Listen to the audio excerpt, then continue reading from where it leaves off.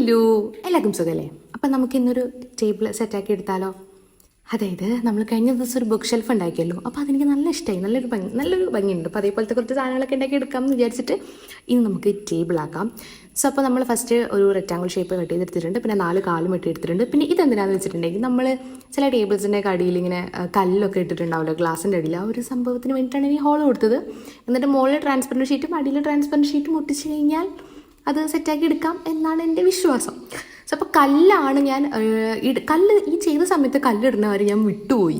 അത് കഴിഞ്ഞിട്ട് ഞാൻ കുറച്ച് സീക്വൻസ് ഇട്ടത്, പിന്നെ എല്ലാം ചെയ്ത് കഴിഞ്ഞപ്പോഴത് കല്ലിട്ടാൽ മതിയായിരുന്നു, അതായിരിക്കും കുറച്ചുകൂടി ഭംഗി ഉണ്ടായിരുന്നതെന്ന് വിചാരിച്ചു. അപ്പോൾ നിങ്ങൾ ഉണ്ടാക്കുമ്പോൾ കല്ലുണ്ടെങ്കിൽ കല്ലിട്ടാൽ മതി കേട്ടോ.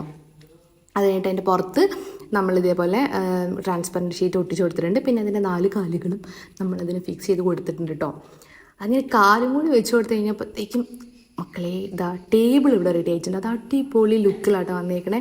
അപ്പോൾ ഇതേപോലത്തെ കുറച്ചധികം സാധനങ്ങൾ നമ്മൾ എങ്ങനെ ഉണ്ടാക്കി ഒരുമിച്ച് വയ്ക്കുമ്പോൾ നല്ല ഭംഗിയുണ്ടാകും. നമുക്ക് ഗീവ് അവേ കൊടുക്കാം കേട്ടോ എന്നിട്ട് ലാസ്റ്റ്. അപ്പോൾ വീഡിയോ ഇഷ്ടപ്പെട്ടാൽ ലൈക്ക്, ഷെയർ ആൻഡ് സബ്സ്ക്രൈബ്. അടുത്തൊരു വീഡിയോ ആയിട്ട് കാണാം.